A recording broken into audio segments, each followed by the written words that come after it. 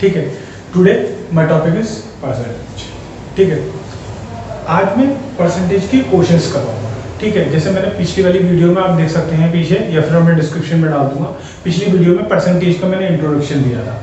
ठीक है, कुछ परसेंटेजेस बताई थी, जिस तरीके की परसेंटेजेस क्वेश्चंस में ज़्यादातर आई थी और उसे आसानी से सॉल्व करने का तरीका बताया था मैंने। जिसमें आज मैं बेसिक टू एडवांस करके आपको क्वेश्चंस करवाऊंगा, और वो उस क्वेश्चंस ऐसे हैं कि वो बहुत सारी बुक का और जो टेस्ट सीरीज में जो अच्छे अच्छे क्वेश्चंस आते हैं, या जो मैं जब पढ़ता था या पढ़ाई कर रहा हूँ, तो उस समय जो भी क्वेश्चन आते हैं तो मैं एक नोट्स की तरह उसमें लिख लेता हूँ। जैसे मैं अभी आपको दिखाऊंगा, एक लिस्ट मैंने बनाई है, पीडीएफ प्रिंट करवा दी पीडीएफ में।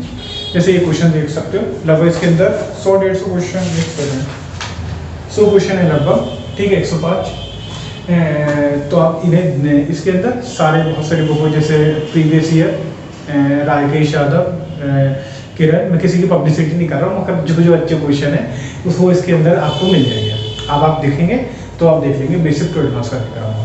ठीक है, किरण, एम टायरा और जो टेस्ट सीरीज में अच्छे अच्छे क्वेश्चन आते हैं। ठीक है, अब मैं स्टार्ट करता हूँ पहले क्वेश्चन से। ठीक है, मैं आपका जो क्वेश्चन है हिंदी इंग्लिश में आपकी डिस्प्ले पे आ जाएगा। ठीक है, जिसमें पहला question, first question, 16 whole 2 upon 3 of a number is added with itself, then result become 4956. Find the original number. वो ये कहना चाह रहा है कि किसी भी नंबर का 16 whole 2 upon 3% अगर वो हम उसी नंबर में जोड़ते हैं तो वो 4956 हो जाता है और उसकी ओरिजिनल वैल्यू होता है। जैसे किसी भी नंबर का 16 whole 2 upon 3% हमें किसी नंबर में जोड़ना है, यानी कि 16 whole 2 upon 3, यानी कि 16 whole 2 upon 3%। इसे मैं किस फॉर्म में लिख सकता हूँ? 1/6।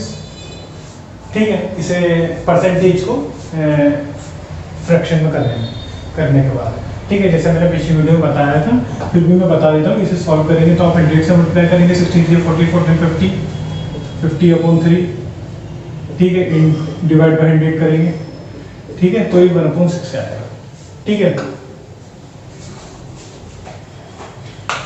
ये सब मैंने आपको बता दिया, और इसे डायरेक्ट आप याद करें तो ज़्यादा रहेगा, कैलकुलेशन आसान होगा। फिलहाल आप क्वेश्चन का 16 whole 2 upon 3%, इसका मतलब क्या होता है? इसको फ्रैक्शन में चेंज कर लिया 1/6। इसका मतलब ये होता है कि कोई भी नंबर है 6, उसका 16 whole 2 upon 3 जो होता है 1 होता है। ठीक है, 6 का 16 whole 2 upon 3 1 होता है। तो उसने कहा है कि किसी भी नंबर का 16 whole 2 upon 3 अगर हम उसी नंबर में जोड़ दें तो 4956 होता है। यानी कि कोई भी नंबर में अगर मान लिया 6, ठीक है, उसका 16 whole तो 1 होता है ना, 16 whole 2 upon 3 1 होता है, तो यानी कि 7 हो गया।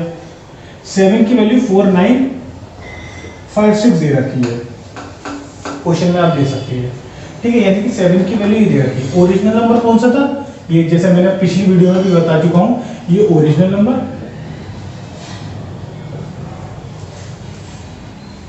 ये रिजल्टेड होता है। यानी कि ये इसका 16 whole 2, ये जो है इसका 16 whole 2 upon 3% है।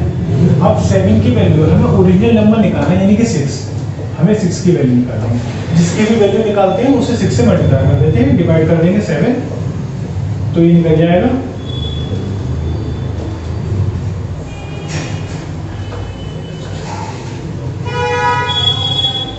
ठीक है, ये इसका आंसर है। ठीक है, पहला क्वेश्चन। ठीक है, इसी तरीके से दूसरा क्वेश्चन है। दूसरा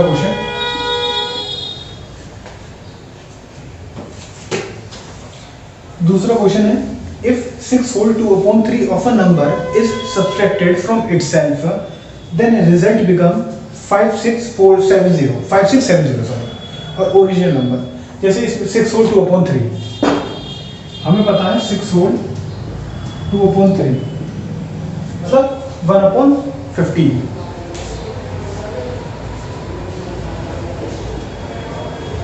ठीक है, 1/15 होता है। अब उसने कह रखा है कि 6 whole 2 upon 3% किसी भी नंबर से सब्ट्रैक्ट कर देंगे, जिसे पहले में एडिशन था, इसलिए मैंने जैसे मैंने बताया कि कोई भी नंबर 15 उसका 1 2 upon 3 1 होता है, तो इसमें सब्सट्रैक्ट करना है, जैसे इसमें प्लस कर दिया था यानी कि उसमें एडिशन करना था, इसमें सब्सट्रैक्ट कर देंगे यानी कि 14 की वैल्यू कितनी दे रखी है 5670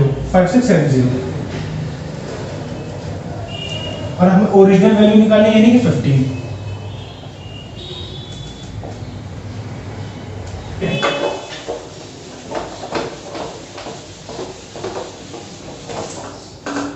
अगला क्वेश्चन,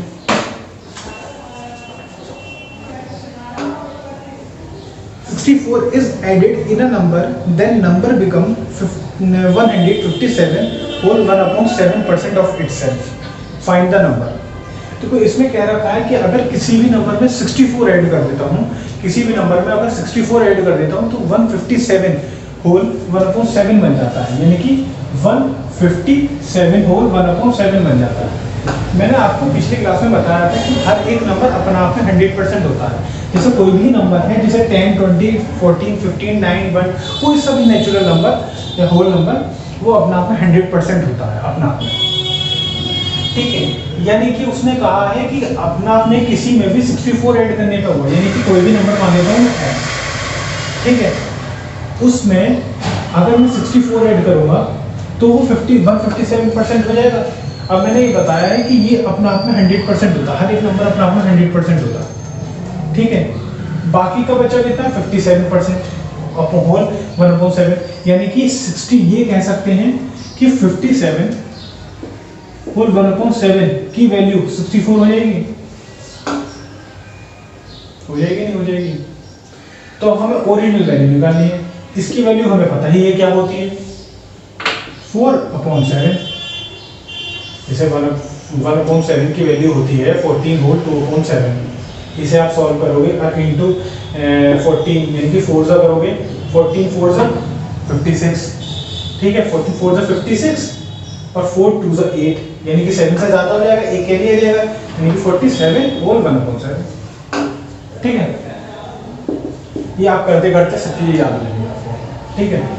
ये 4/7 यानी कि कोई भी नंबर है उसका 7 का 57 का होल 1/7 जो होगा 4 होगा, यानी कि कह सकते हैं 4 की वैल्यू 64 हो गई। हमें निकालना कितना 7,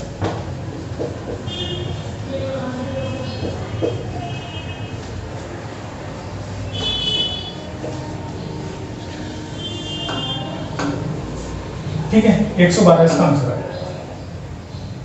ठीक है। इस तरीके से यानी कि आप परसेंटेज की फ्रैक्शन के फॉर्म में करोगे ना, आसान बनना। देखो ना आप इस तरीके से करते कि 57 होल 1/7 की परसेंट की वैल्यू 64 है, फिर 100 की वैल्यू निकालते, ठीक है, बस। और वो लंबा बहुत हो जाता।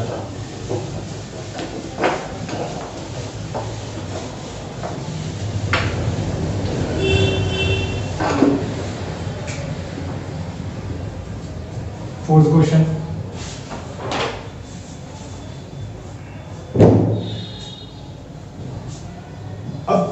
इंक्रीज और डिक्रीज वाले क्वेश्चन, इसका थोड़ा सा डिफिकल्टी बढ़ती रहेगी, हल्की हल्की डिफिकल्टी बढ़ती रहेगी हर तरीके। और इसकी जो जो जो मैं क्वेश्चन कराऊंगा उसकी प्रैक्टिस के लिए आपको एक PDF डिस्क्रिप्शन में दे दूंगा जिससे आप प्रैक्टिस कर सकते हैं, ठीक है।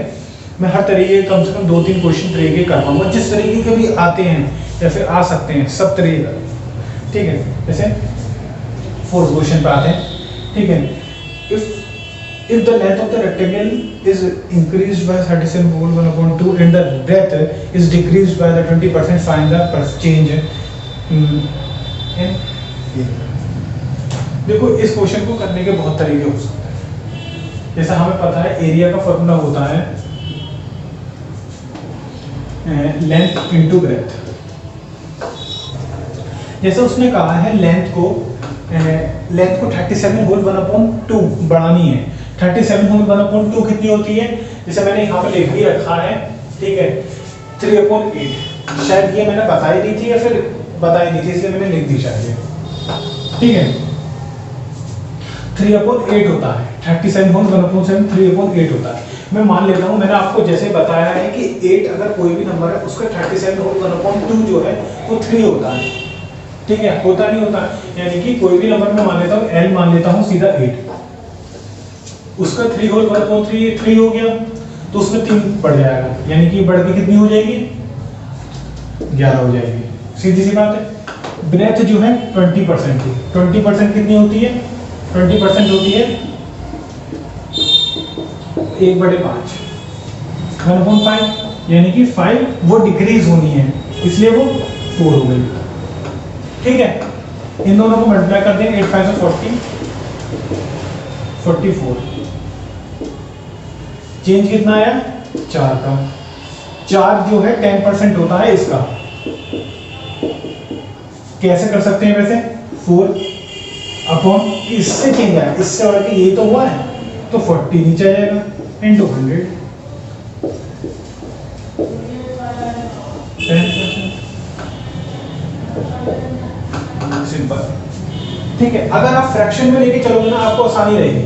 उसमें जैसे मैंने बताया था पीछे भी है, वो पॉइंटों में चला जाएगा, पॉइंटों में मल्टीप्लाई करने में कैलकुलेशन बढ़ती है हमारी, तो इसलिए आप अगर फ्रैक्शन से करोगे ना तो बहुत आसानी रहेगी आपको करने में। सिलेंडर में देखते हैं, तो रेक्टेंगल था, मैंने समझाने के लिए आपको आसान दे दिया।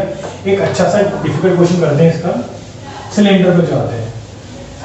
ठीक है, सिलेंडर में ये कह रखा है कि if the base radius of a right circular cylinder is increased by the 40% and the height is reduced by 37.1/2%, find the percentage change in its volume। ठीक है, दोनों में देखो नहीं है, बस रेडियस बढ़ रही है 40% और हाइट जो है डिक्रीज हो रही है 37.1/2। ठीक है, इसका वॉल्यूम का फॉर्मूला क्या होता है? पाई आर स्क्वायर एच, यानी कि रेडियस एक तरीके से 2 बार मल्टीप्लाई हो रही है। ठीक है, तो पाई तो हटा ही देंगे क्योंकि पाई तो स्टेबल रहता है, पाई तो वेरी नहीं हो सकती ना, पाई की वैल्यू, इसकी वैल्यू वेरी हो सकती है ना, पाई तो हमेशा परमानेंट होता है, तो इसे एक तरीके से हटा देंगे थोड़ी देर के लिए। अब मैंने बताया रेडियस जो है, ठीक है, रेडियस उसकी 40% बढ़ रही है। ठीक है, 40% बढ़ रही है, 40% की वैल्यू कितनी हो गई? यानी कि 2.5 बढ़ रही है, यानी कि रेडियस में कह सकता हूँ 5 से कितनी हो गई? 5 से कितनी हो गई? 5 से 7 हो गई। रेडियस 2 बार होनी है क्योंकि रेडियस स्क्वायर है, तो ये 7 हो गई। हाइट 37 होल 1/2 यानी कि 3/8 होती है। ठीक है, वो डिक्रीज हो गई है, यानी कि 8, ये 5। इसे आप इन तीनों को मल्टीप्लाई करोगे। ठीक है, इसे इन तीनों को मल्टीप्लाई करोगे, ऐसे लिख लो या टेढ़ा करके वर्टिकल लिख लो या हॉरिजॉन्टल लिख लो, बात एक ही। ठीक है, अब इन्हें मल्टीप्लाई करोगे, बहुत कैलकुलेशन बढ़ जाएगी। इनसे ऐसे ऐसे कर सकती है, ये क्रॉस मल्टीप्लिकेशन हो सकती है। जैसे 5 से मैं 5 काट सकता हूँ। ठीक है, 8 5 40, 7 7 49। ठीक है, डिफरेंस कितना है? 9 का, 9 का, तो 9 इससे इंक्रीज हो रही है ना,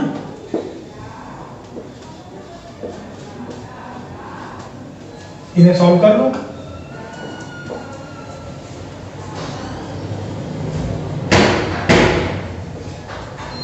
फोर्टी 45 यानी कि 20 होल 1/2 हो गए। ठीक है,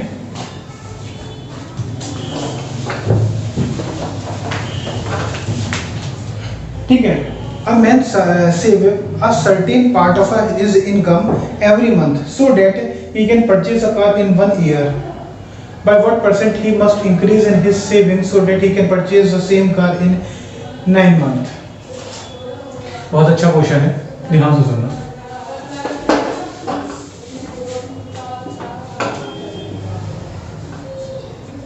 वो ये कह रहा है कि हर एक बंदा, कोई भी बंदा है या फिर मैं ही हूँ, मैं अगर हर महीने कुछ सेविंग्स, फिक्स्ड सेविंग है, कोई वेरी नहीं हो रही है उसके अंदर, फिक्स्ड सेविंग अगर मैं हर महीने सेव करता हूँ तो मैं एक साल में कोई भी अमाउंट की कार खरीद सकता हूँ। और वही अगर मुझे 9 महीने के अंदर खरीदनी है तो मुझे उसकी सेविंग्स कितनी बढ़ानी पड़ेगी? यानी कि जो कार के प्राइस है वो तो हमेशा सेम रहेंगे। मान लेता हूँ, अभी मैं प्राइस नहीं मानता किसी भी कार के, मैं मान लेता हूँ मैं 15 रुपए रोज खर्च करना, सेव करना चाह रहा हूँ। 15 रुपए मान लेता हूँ, 15 का कुछ भी मान सकते हो, और ऐसा अमाउंट मानो जिससे आगे पॉइंटों में ना आए, अभी समझ जाओगे आप। जैसे मैं मान लेता हूँ 15, ठीक है, 15 हर महीने 12 महीने सेव करेगा, 180 रुपये हो जाएंगे।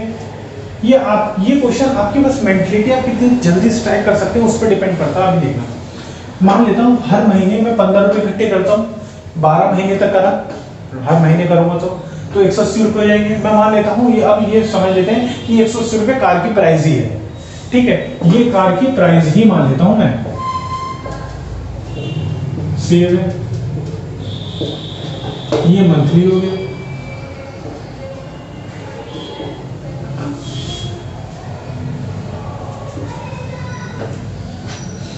ठीक है। मैं मान लेता हूं 15 रुपए हर महीने सेव करता हूं और मंथली 12 महीने में 180 रुपये इकट्ठे हो जाते हैं। मैं मान लेता हूं अब 180 रुपये की कार ही है, 9 महीने में उस इकट्ठी करनी है, तो कितना हो जाएगा, यानी कि 20 रुपये हर महीने मुझे 20 रुपये तो करनी पड़ेगी है, 20 रुपये करनी पड़ेगी। अब सेविंग पहले 15 रुपये कर रहा था, 20 रुपये करनी पड़ेगी। चेंज कितने आ रहा है, 5 का, कितने पर आ रहा है, 15 पर, इंटू 100, 1/3, यानी कि 100/3 आपको पता ही है 33 और 1/3 होता है। तो मैं आपको डिस्क्रिप्शन में बहुत से क्वेश्चन दे दूंगा। अगला question, multiply a number by 7/4 instead of a 3/5, find the percentage change in revenue। यानी कि 7/4 से मल्टीप्लाई कर देता है, करना चाहिए था उसे 3/5 से, ठीक है, 7/4 से कर देता है और करना चाहिए उसे 3/5 से, ठीक है, हमें ये करना चाहिए, ये कर देता है। अब इसमें आप फ्रैक्शन है, ये कोई भी चीज फ्रैक्शन में आप सॉल्व करोगे ना तो पॉइंटम आएगी। कोई भी ऐसी वैल्यू मान लो जो आसानी से हो जाए। फॉर एग्जांपल मैं इन दोनों का एलसीएम कोई भी वैल्यू मान लेता हूं, इनका एलसीएम 20 रुपये, क्योंकि 5 4 20 20 आता। तो मैं अगर 20 से मल्टीप्लाई कर दूं तो कितना आएगा, इससे भी मल्टीप्लाई 20 से करता हूं, जिससे क्या होगा, इस 20 से मल्टीप्लाई मैंने क्यों करी, बेवजह थोड़ी ना करी, आप भी जिससे ये फ्रैक्शन बन के फ्रैक्शन की जगह एक सिंगल वैल्यू में आ जाए। 4 and 5 35, ये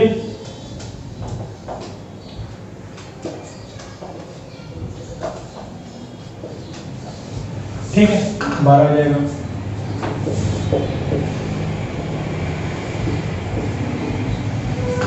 ठीक है, इससे सिंगल वैल्यू आ गई, यानी कि मेरे पास 12 रुपये होने चाहिए थे, ये मान सकते हैं, और मेरे पास 35 रुपये हो गए। मेरे पे एरर कितनी आ रही है, रिवेन्यू में कितना बढ़ रहा 23 रुपये,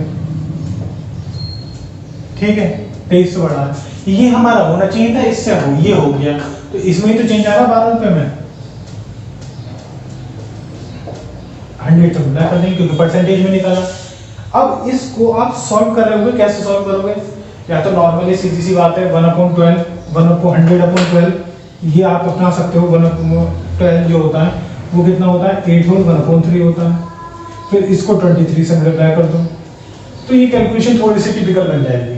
मैंने भी यही तरीका बताया, पर इसे एक इस तरीके से भी तो सोच सकते हो आप। अगर आप इस तरीके से सोचो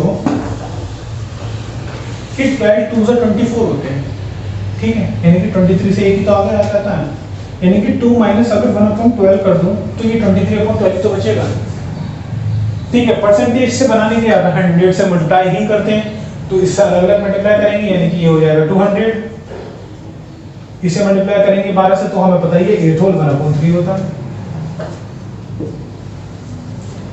इसका, तो कितना बन जाएगा, 9 माइनस करेंगे, यानी कि 191 होल 2/3।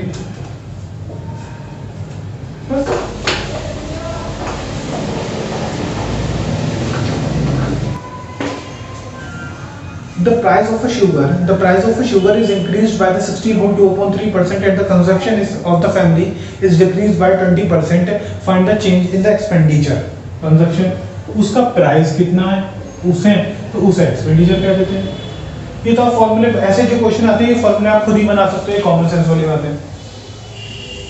इस फॉर्मूले से आप देखो कैसे करोगे, इतनी आसानी से। मैं हर एक क्वेश्चन आपको फ्रैक्शन में ही सॉल्व करके आपको सॉल्व करके दिखाता हूँ। जैसे इस शुगर की प्राइस बढ़े, ठीक है, यानी कि शुगर के प्राइस बढ़े 16 होल 2/3, 16 होल 2/3 यानी कि 1/6, ठीक है, यानी कि 6 से 7 हो गए।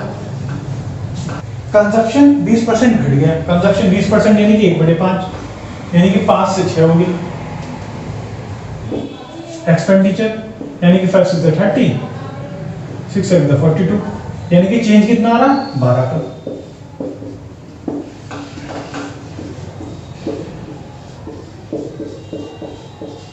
बस ठीक है, इसे आप सॉल्व कर ही सकते हो।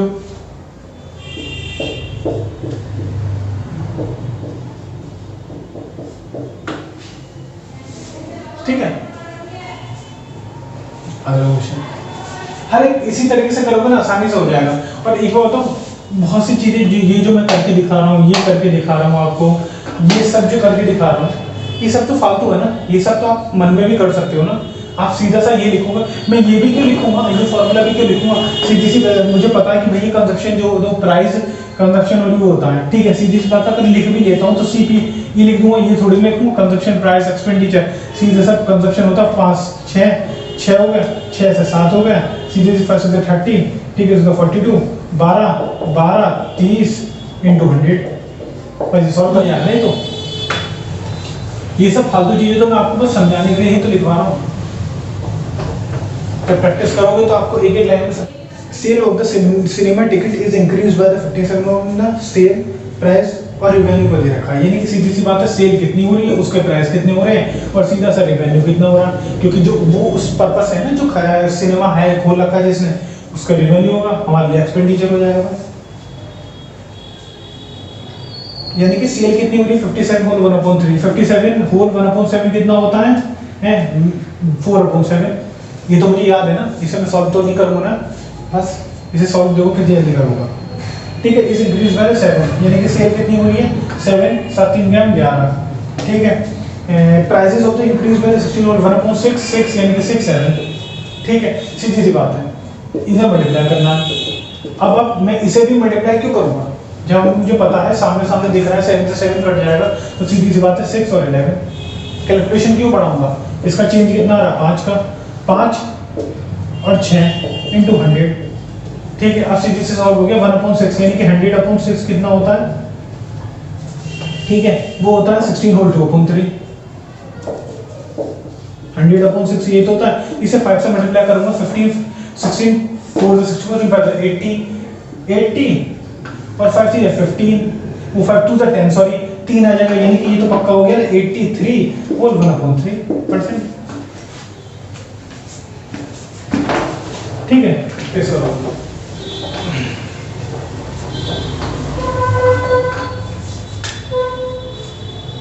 18th सॉरी ये बोल तो 9th क्वेश्चन था, 10th क्वेश्चन है ये बात, 20 क्वेश्चन है, मतलब 10th क्वेश्चन सारे।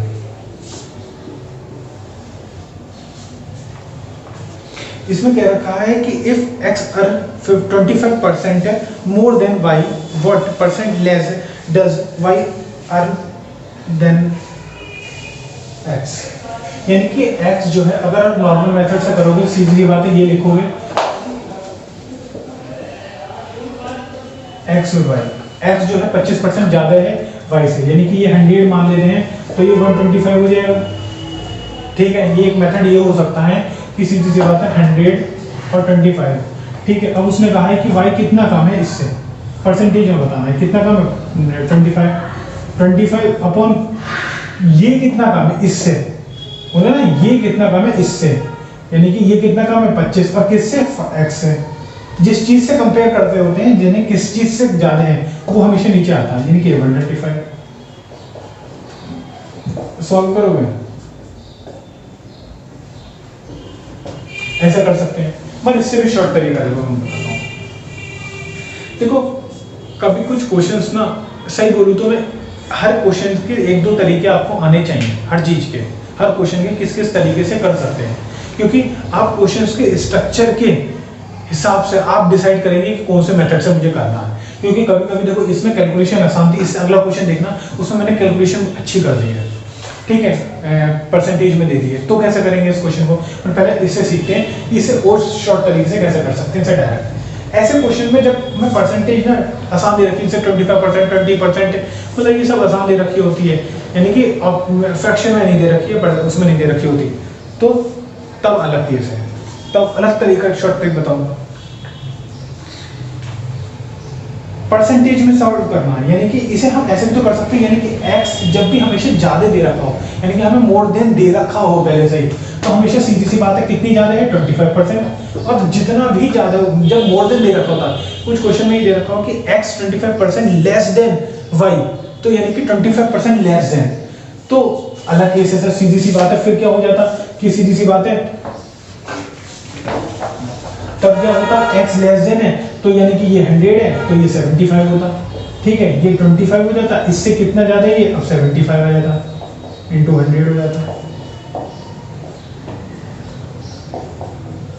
यानी कि लेस देन है।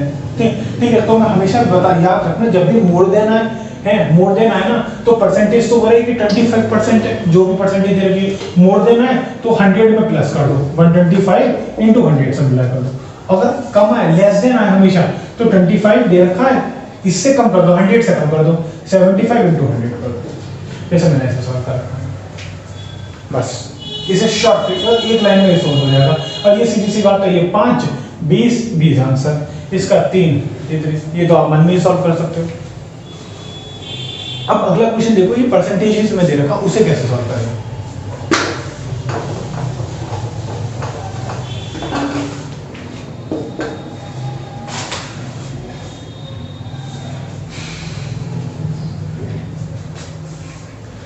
If Krishna salary is 16 whole 2/3% less than Radha, by how much percent does Radha salary is more than Krishna?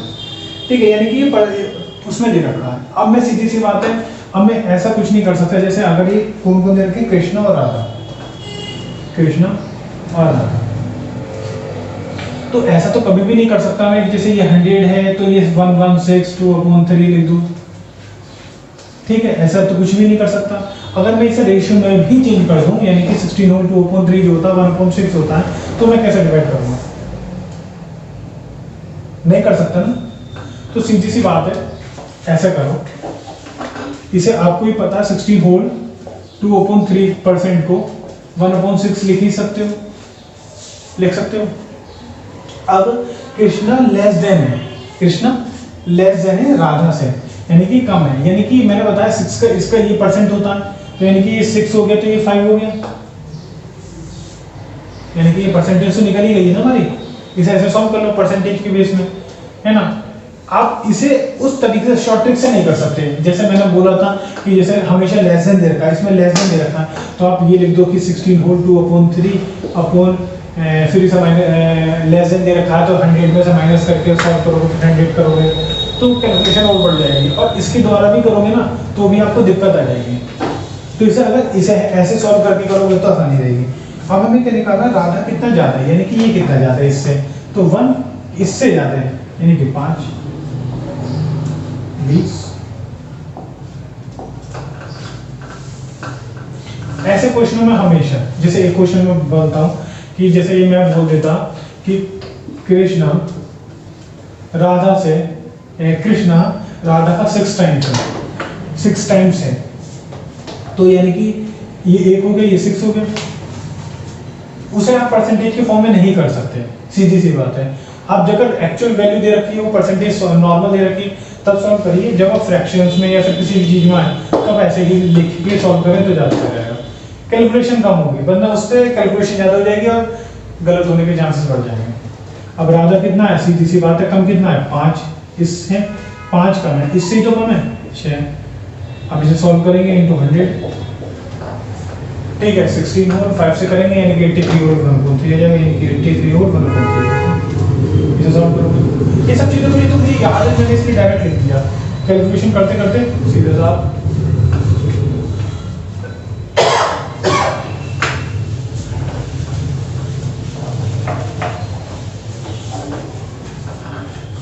अगला क्वेश्चन करते हैं। अगला क्वेश्चन है,